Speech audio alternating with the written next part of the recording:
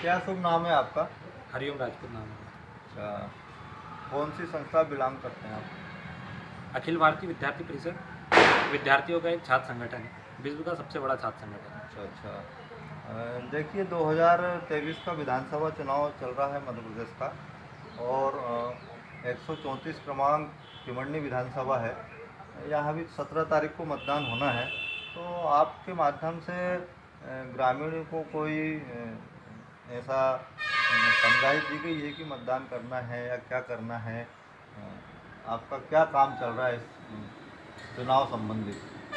हमारा इस चुनाव संबंधित एक अभियान चल रहा है जो पूरे प्रदेश में अखिल भारतीय विद्यार्थी परिषद कर रही है, जिसकी नीयत मतदाता जागरूकता अभियान एवं 100% मतदान को लेकर चल रहा है। इसमें हम नागरिकों से अपील कर रहे हैं कि अधिक से अधिक संख्या में आप मतदान करें और राष्ट्र के हित में, राष्ट्र के लिए आप मतदान करें। ऐसा करके एक अभियान चल रहा है। तो आप प्रॉपर टिमरनी में लोगों को जागरूक कर रहे हैं या अन्य जगह भी जाकर? नहीं, हमारा जो कार्य क्षेत्र है टिमरनी का, उसके नियत हम टिमरनी के तीनों तहसीलों में रहटगांव और सिराली विधानसभा के आखिरी छोर तक हम लोग पहुंच रहे हैं। कचनार, इधर कायदा, कुमरुम, मालेगांव, इधर सिराली के आखिरी गांव तक पहुंच रहे हैं। तो उसमें क्या आप घर घर जाते हैं या ग्राम में कहीं नुक्कड़ नाटक वगैरह करते हैं? क्या प्रोसेस है आपका?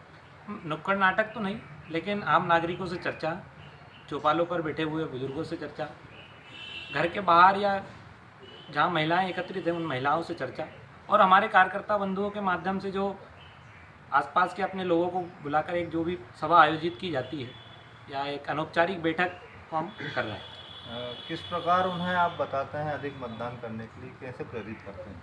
हम उन्हें उनकी वोट की ताकत बताते हैं, लोकतंत्र में उनकी हिस्सेदारी को बताते हैं, और राष्ट्र के प्रति मतदान क्यों आवश्यक है उनको अपनी जिम्मेदारियों का निर्वहन करने के लिए आग्रह करते हैं। क्या लगता है आपको, लोग जागरूक हो रहे हैं? हाँ, लोग जागरूक भी हो रहे हैं, बराबर रिस्पांस भी मिल रहा है, और वो महिलाएं भी बढ़ चढ़कर इसमें हिस्सा लेना चाहती है। कई महिलाओं ने बताया कि अब हम पहली बार वोट डालेंगे, और युवा वोटर्स भी है, उनके मन में भी उत्साह है, और कई ग्रामीण बुजुर्ग ऐसे हैं जिनमें भी उत्साह है इस चीज़ को लेके कि हम इस बार मतदान करने जाएंगे। अच्छा, कोई प्रश्न वगैरह भी आपके सामने आता होगा उनका, ग्रामीणों का, मतदाताओं का? हाँ, बराबर आता है। लोग ये भी कहते हैं हम वोट डालने नहीं जाएंगे, पूरा का पूरा गांव इस बार वोट डालने नहीं जाएगा। ऐसा करके भी एक गांव में ऐसी विषय आया था, लेकिन उसको हमने समझाइश दी और उनके आग्रह किया कि आपकी समस्या जब भी होगी ये सॉल्व हो जाएगी, आपको पूरे गांव को मतदान करना है। तो उन्होंने हमारी बात सुनी और कहा कि हम मतदान करने जाएंगे। चलिए, बहुत जब गांव में जा रहे हैं, मतदाताओं से मिल रहे हैं, तो कई लोग समझते होंगे आप किसी पार्टी, किसी दल के व्यक्ति आए हैं, क्योंकि चुनाव का समय है। तो क्या ऐसी स्थिति भी आपको मिली है कभी? हाँ, लोग सबसे पहले यही समझते हैं कि आप किसी न किसी दल के होंगे, लेकिन जब हम उनको विस्तृत जानकारी देते हैं और हम बताते हैं कि हम वोट क्यों करना है हमें और राष्ट्र हित में क्यों वोट करना है, और फिर अब जब हम उनको बताते हैं कि हमारी विचारधारा से हम कैसे काम करते हैं, जैसे हम हमारी विचारधारा से काम कर रहे हैं, ऐसे जिस राजनीतिक पार्टी को लगे वो हमारी विचारधारा से काम कर ले और राष्ट्रवाद के लिए काम करे और हमारा फ़ायदा ले ले। हम तो हमारी विचारधारा से काम करते हैं। जैसा हमने भी देखा है कि ग्रामीण क्षेत्रों में अधिकतर जातिवाद पे इस समय जोर चल रहा है। सब अपने अपने जाति समाज का संगठन बना के और निश्चित दल को या किसी व्यक्ति विशेष को सपोर्ट करते हैं। तो क्या आपको ऐसा भी कोई माहौल नज़र आया है?